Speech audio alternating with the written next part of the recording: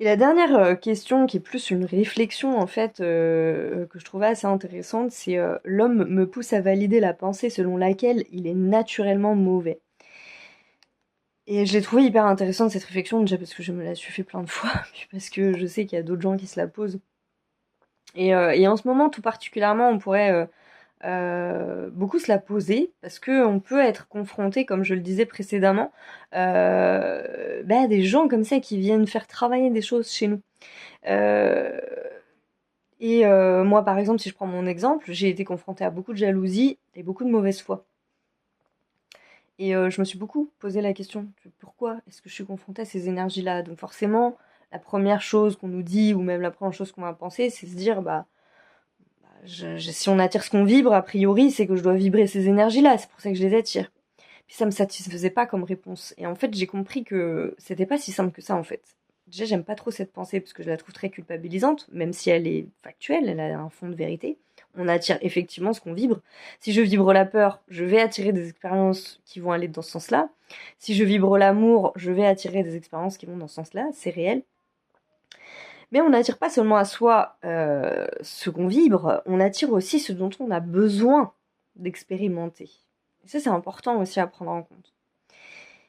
Et dans toutes ces énergies, ben voilà, quand je me prends que des expériences de jalousie très très fortes où je ressens énergétiquement, et ça m'est confirmé par des professionnels, je me dis, c'est quoi le problème? Et en fait, le problème, c'est des brèches. C'est des brèches que je laisse pour telle ou telle raison dans ma vie.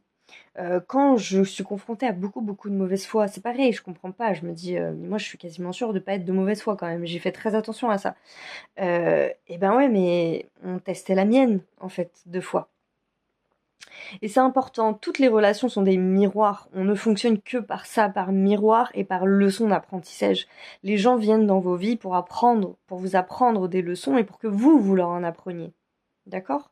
Donc à partir de là, euh, qu'est-ce qu'elles viennent dire ces rencontres? Quand on est confronté à des schémas comme ça qui se répètent et qu'on comprend pas parce qu'il y a de l'injustice, il y a de la blessure, il y a de l'humiliation, il y a je sais pas. Pourquoi est-ce que je suis toujours confrontée? Quel est le message? Qu'est-ce que je dois comprendre de cette personne-là? Et bien évidemment que je vais la bannir de ma vie. Bien évidemment, puisqu'elle ne m'apporte pas du bien. Donc, je m'en protège, je mets les limites pour que je puisse m'exprimer dans mon amour de moi-même. Donc il y a certaines personnes, ça sera nécessaire de les sortir de nos vies, d'autres, il suffira de travailler un petit peu et puis ça pourra s'arranger. Mais des fois, on a vraiment besoin de sortir de tout ça. Tout ce que j'explique là, c'est super théorique. C'est-à-dire que là, c'est la théorie. Après, il y a la mise en pratique. On est confronté à certaines situations qui vont nous mettre plus ou moins en colère, qui vont nous faire sortir plus ou moins de nos gonds, qui vont nous mettre face à des miroirs plus ou moins confortables.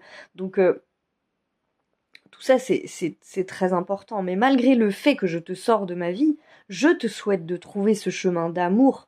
Parce que tant que tu ne seras pas sur ce chemin d'amour, tu vas continuer à faire du mal. Moi, je te sors de ma vie, mais tu vas rencontrer Pierre, Paul, Jacques, tu vas continuer de faire du mal, en fait. Donc c'est un petit peu ce mouvement-là, c'est-à-dire que ça n'empêche pas de se protéger des situations. Mais ça veut dire que on rajoute pas de la colère, on rajoute pas de la rancune, on rajoute pas des couches et des couches de jugement par-dessus, derrière, pour bien alourdir le truc. C'est non, on se souhaite, parce que la pensée est créatrice, faudrait pas l'oublier, c'est genre super important. Donc on peut souhaiter le meilleur, en tout cas que les gens trouvent ce meilleur, trouvent ce chemin d'acceptation de l'amour et de ce qui est véritablement l'amour. Parce que ça, j'en ai déjà parlé. Prenez une personne qui n'est absolument pas en amour et qui ne connaît même pas cette notion-là. Je parle pas d'amour amoureux, hein, je parle de l'amour inconditionnel, je parle de ça, de cette capacité d'empathie, etc., etc. De sortir de son égocentrisme aussi, ça peut être tout simplement ça, de penser à l'autre, vraiment de penser à l'autre, de se mettre à la place d'être en compassion avec l'autre. Mais ça marche dans tous les sens, c'est-à-dire que si vous êtes en compassion pour les autres, mais qu'on vous fait du mal et qu'après cette personne vous la maudissez, mais vous jouez le jeu du mal en fait. C'est ça le truc qu'il faut comprendre en fait.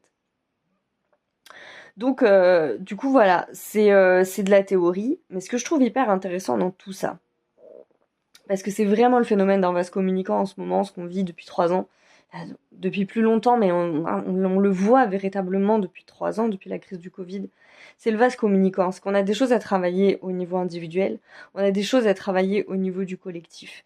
Et toutes ces choses-là, elles communiquent parce qu'en fait, on travaille les mêmes thématiques, sauf que les focus, ils sont différents et que les thématiques sont différentes. Mais par contre, toutes les thématiques y passent. L'amour, l'amitié, le travail, la famille, les relations hommes-femmes, les enfants, la relation au travail.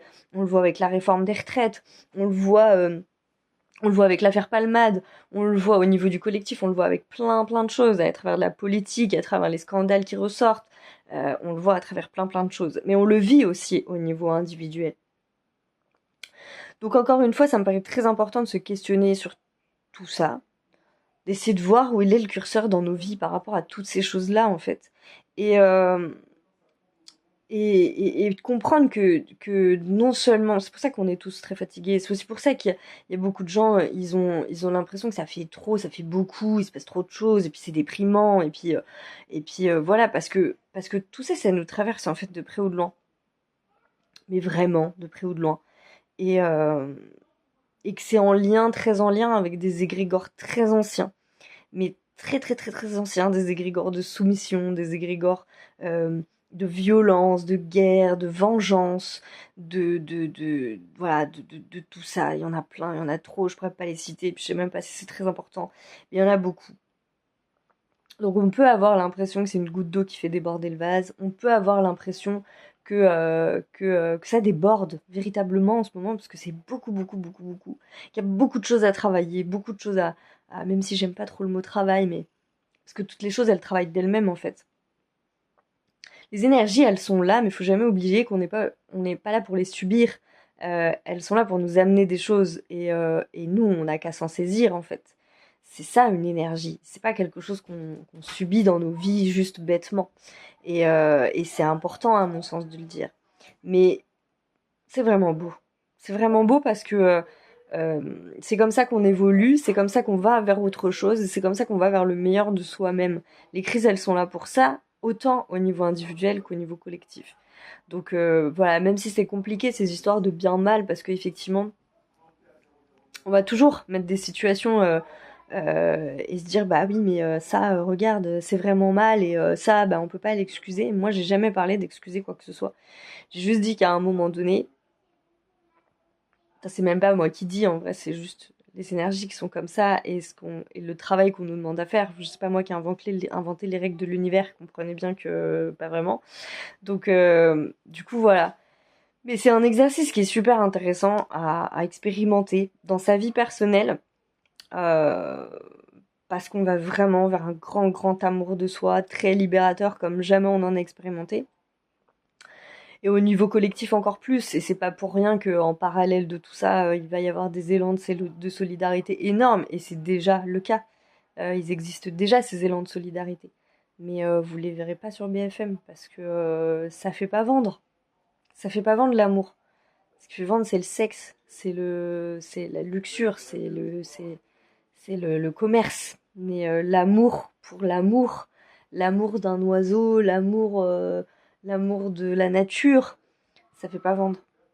Encore. Peut-être un jour, mais pour l'instant, c'est pas le cas. On a du boulot.